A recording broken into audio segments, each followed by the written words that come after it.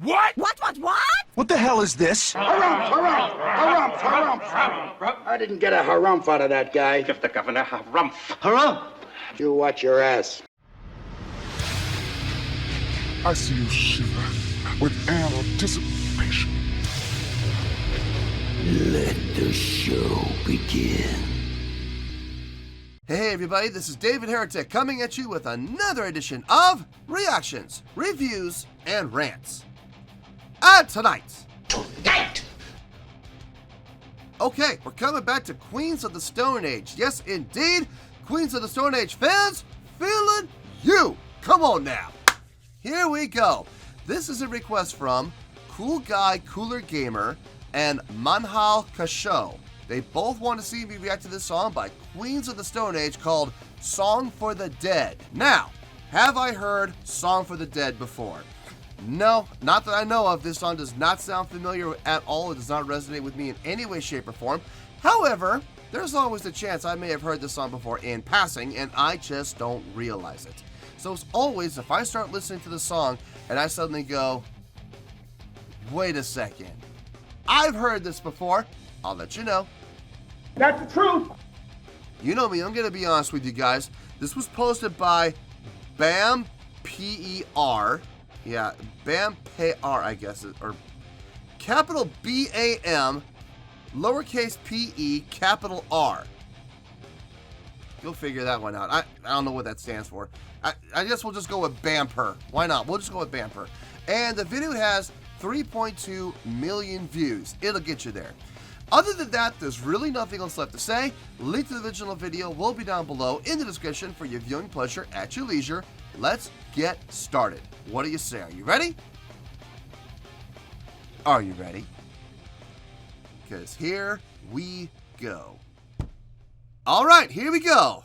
Queens of the Stone Age featuring Dave Grohl. Okay, I thought he was in the band already.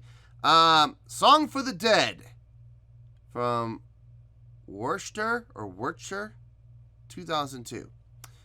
Back when MTV 2 actually ran music videos and performances and not reality television. They could bring out every MTV channel they want. Look, you could go up to 50 and it'll probably all still be reality TV shows. Why do you even bother calling it MTV anymore? It should be called RTV. Reality television. Anyway. Alright, let's do this! Alright, boy, let's do this!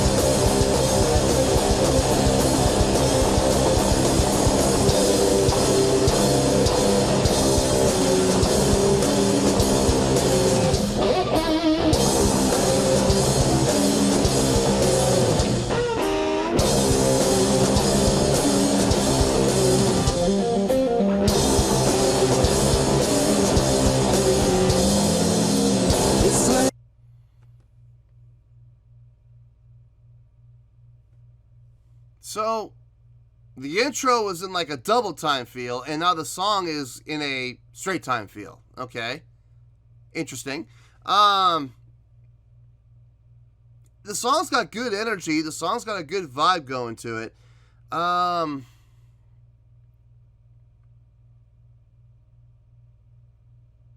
don't know. I mean, I like it, but I don't know. I don't know if it's sticking with me. It's hard to explain. I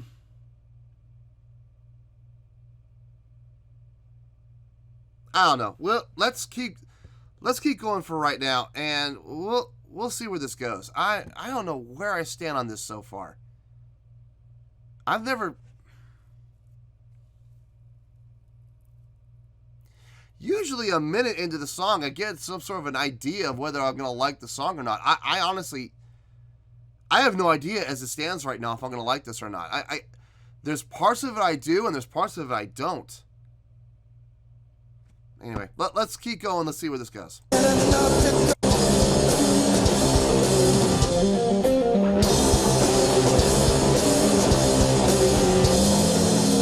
It's late enough to go driving. Let's see what's mine. Life's a study in dying. How to do it right. You're a holy roller. If you're betting to lose, if you're hanging around, I'm holding the news.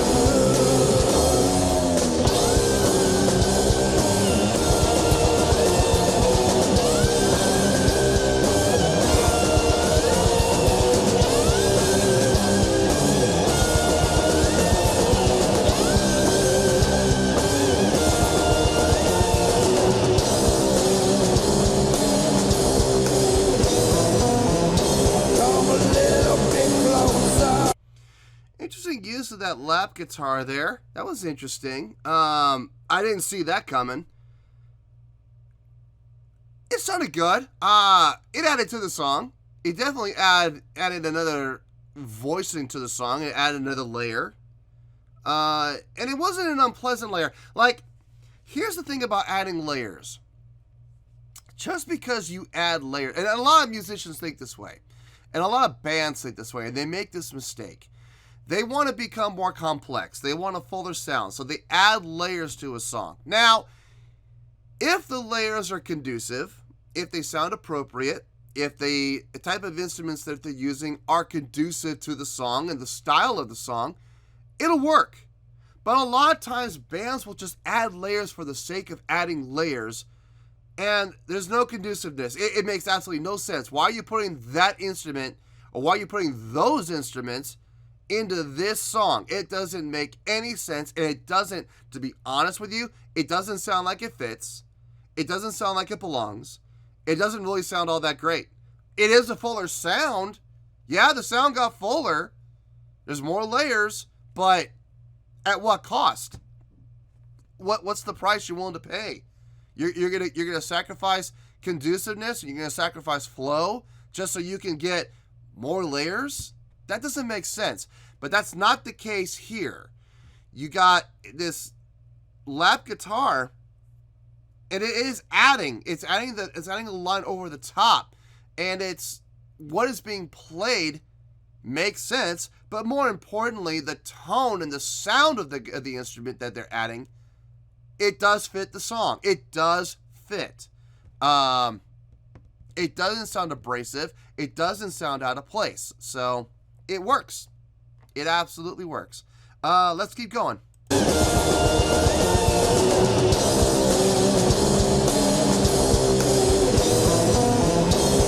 a little bit closer and get untied. Hear the herd rolling over, 'cause the track is alive. Right now.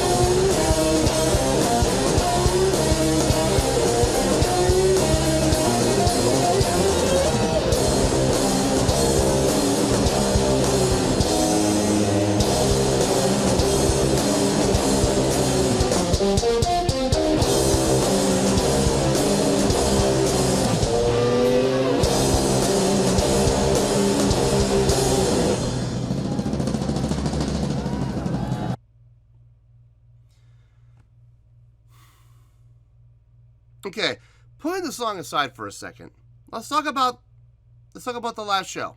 Let's talk about the stage presence. There's none. There's none. Nobody is performing at all. There is no stage presence. There's no showmanship whatsoever.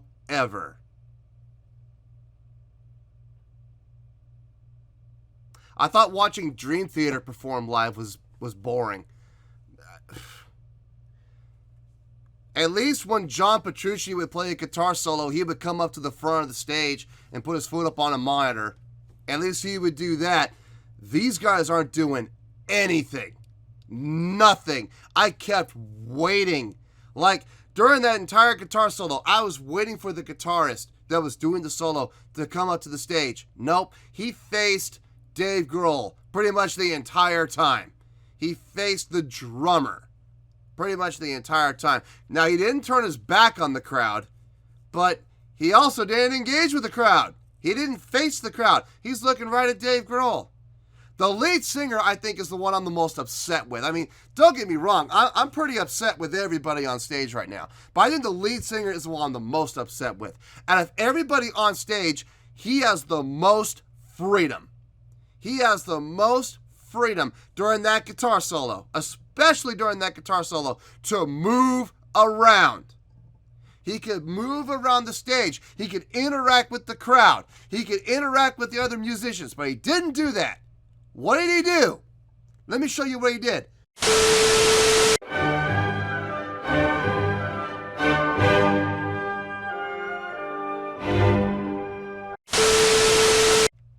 Okay, so here's what the lead singer did the whole time.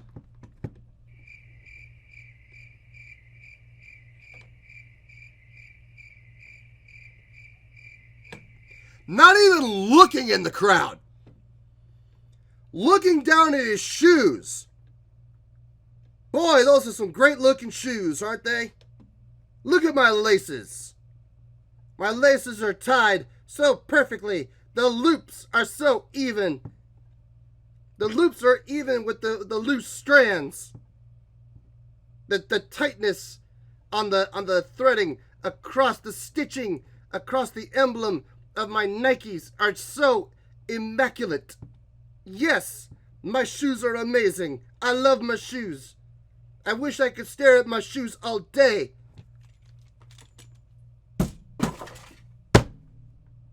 Great job!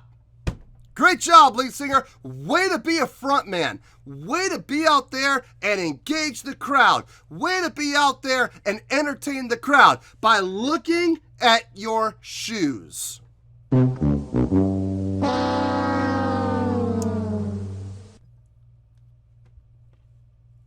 I just don't understand. I don't get it. I don't understand the mentality of lead singers like that. I guarantee you, I don't care who the lead singer is. I don't give a who the lead singer is. If it was my band and our lead singer did that, he'd be fired. Instantly fired. We would not tolerate that. Absolutely not. Luckily, every lead singer I pretty much worked with in the past has not been like that. They've always been active, so I'm very grateful for that. But I mean, I'll tell you right now, though, if they ever did act like that and were more interested in their shoes than in the crowd that they were entertaining, oh, man. Woo. He would not last long. I don't care who he is. I don't care what his name is. I don't care how famous he is. He's not going to do us any favors or help out our cause or help out our growth in any way, shape, or form by staring at his shoes.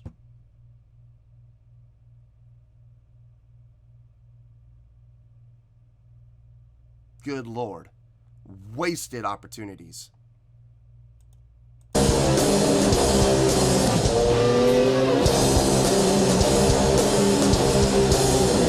And what's so funny, what I find even more funny is after the guitar player got done playing the guitar solo, now he faces the crowd. Doesn't make any sense. No sense at all.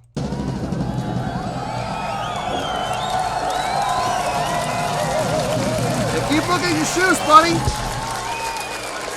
How those Nikes looking, huh? Let's go driving. Come on, take a little ride. Life's a starting and dying. How to do it right.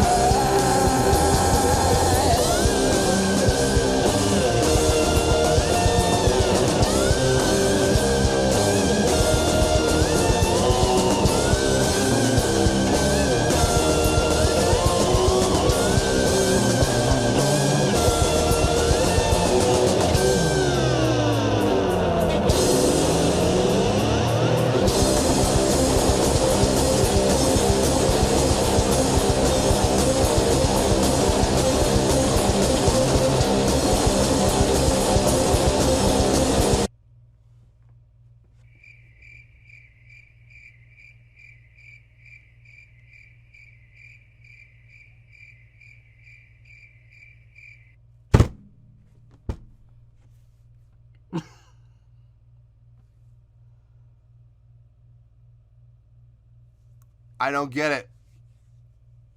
I don't get it. I don't get it. Nobody is moving on stage. I don't get it. Are these guys cemented into the stage? I'm curious. Are there like cement blocks that are literally cemented to the stage and their feet are stuck in? I mean, I'm serious. I mean, the thing is, this song has so much potential. There's so much energy. There's so much life in the song. There's so much drive in the song. This is a perfect song to be moving around with. And they're not. The bass player is literally standing there. Lead singer, I've already talked about. It's pathetic. I mean, these guitar players, I mean, okay, there's that one guitar player on stage left. He's got a keyboard in front of him, he's got that lap guitar, and he's got his electric guitar. He's kind of got his hands full. I get it. But even he could move around a little bit, and he's not.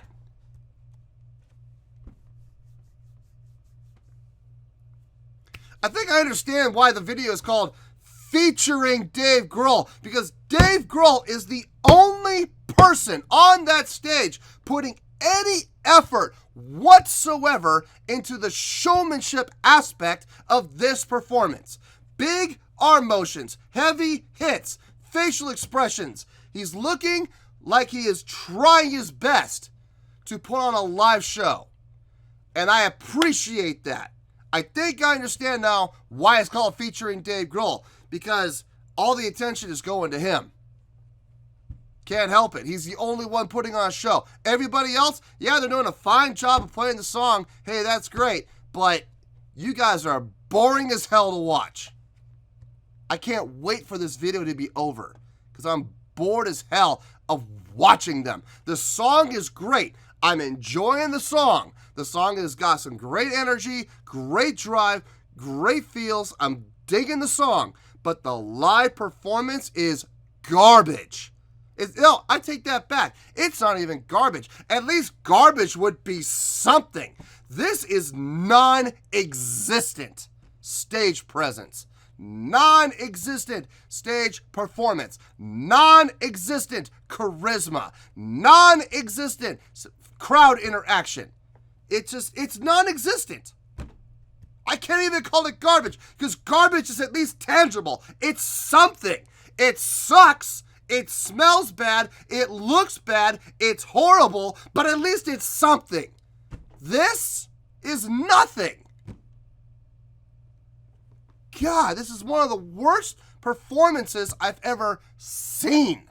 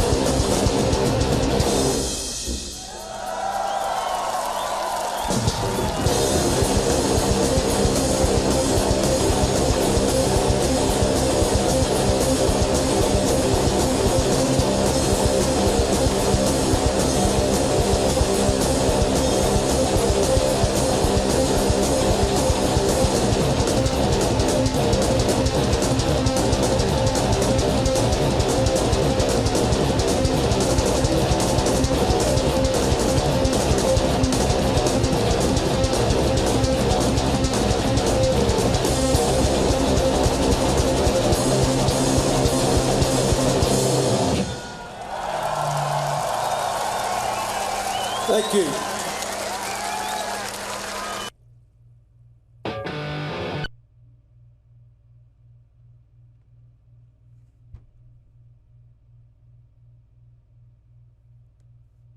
And people cheer that. I don't understand that. I do not understand that part either. People are okay with that.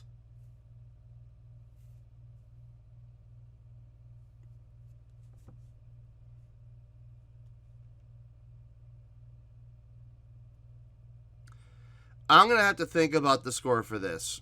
I'm going to have to really think about the score for this. Because there are two very distinctly different parts. I'm going to have to average it out. I don't know how this is going to turn out. Let me think about it. I'll see you in the review. Well, there you go, folks. That was Queens of the Stone Age with Song for the Dead. This was a request from Cool Guy, Cooler Gamer, and Manhal Kasho. Oh boy. Yeah. On a scale of 1 to 10, now I'm going to give my score, but I have a feeling after I give my score, most of the Queens of the Stone Age fans are probably going to turn the video off right then and there, and they're going to rage quit. And to be perfectly honest with you, I don't blame them, you know, because I'm going to be harsh, and I'm going to be honest, and I know a lot of people can't handle the honesty, and that's okay. That's fine.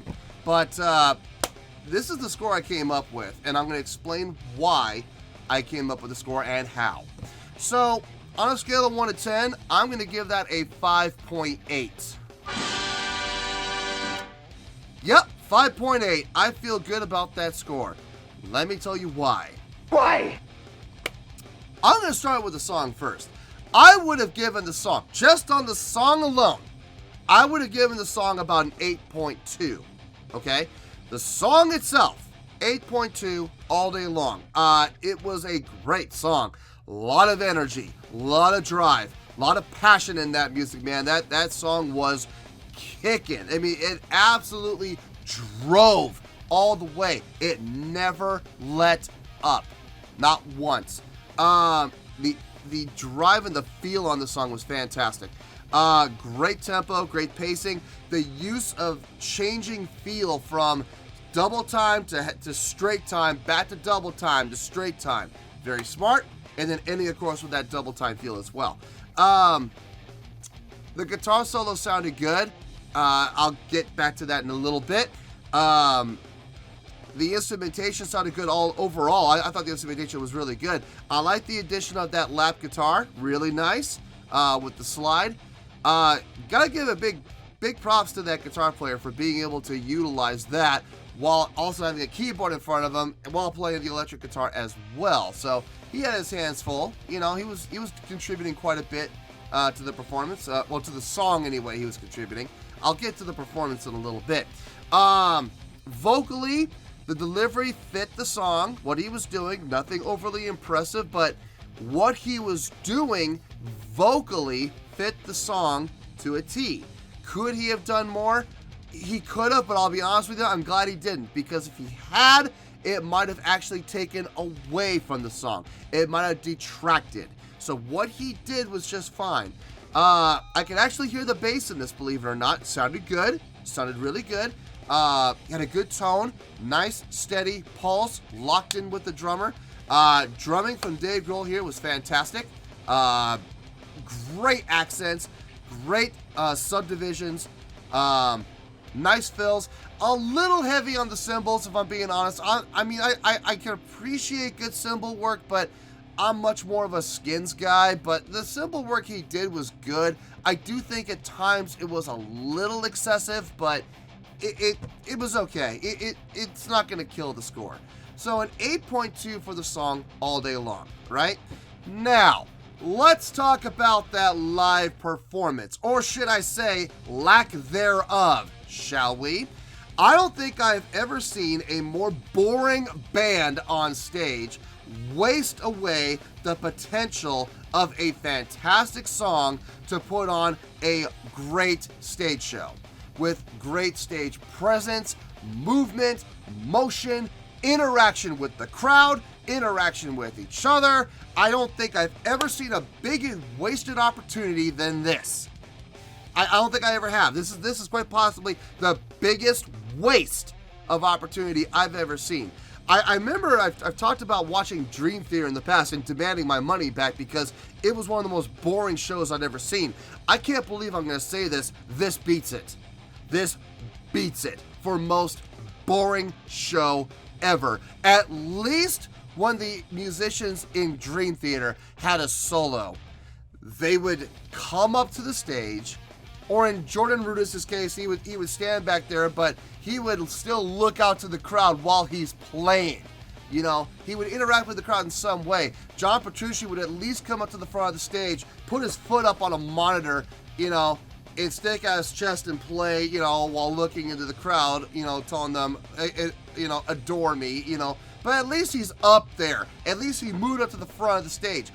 These guys did not move. It was like their feet were literally grafted into the stage.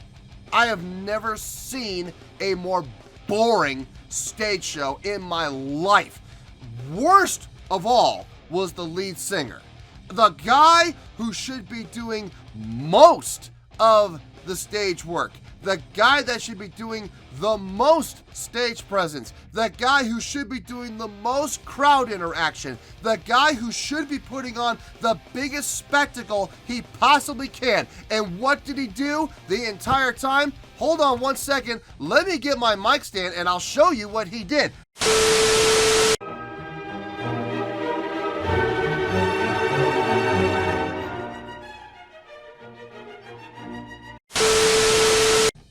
So here we are. This is what he did the whole time. Ooh, that's amazing! Boy, this is entertaining. Yeah. Yes, this is. I am so glad I paid good money to come and see this. This is the greatest moment in my life. I'm so glad I paid good money to come and see this amazing show. Oh yeah. Look at that lead singer up there. Yeah, look at his shoes. Oh yeah, this is the most amazing thing I've ever seen in my life.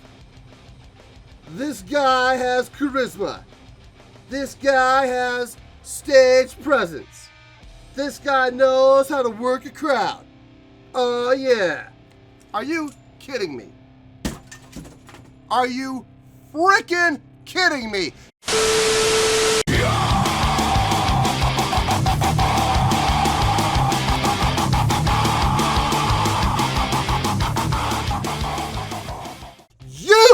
Are the lead singer. You, above everybody else, are the front man.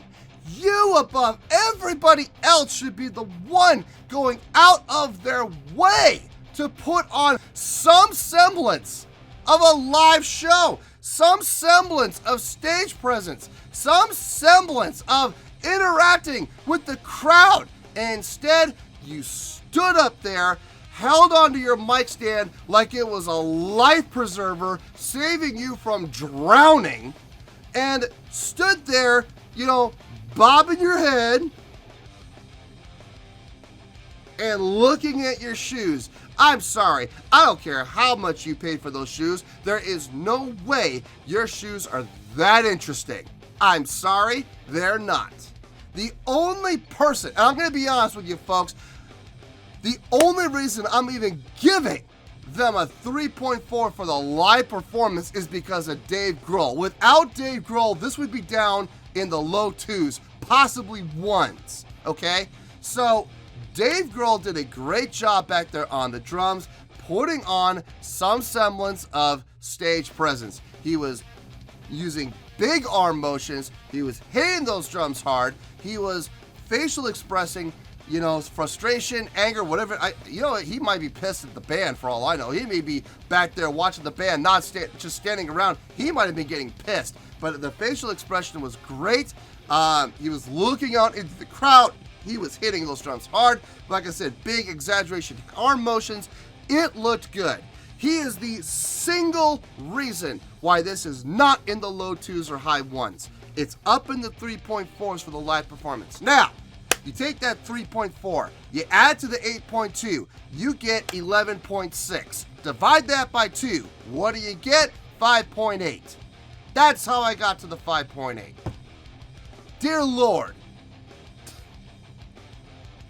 if they had just put half an effort into the live performance, I could have given them like a 5.8 for the live performance. With the 8.2, that would have been 14. That would have gotten them a 7.0.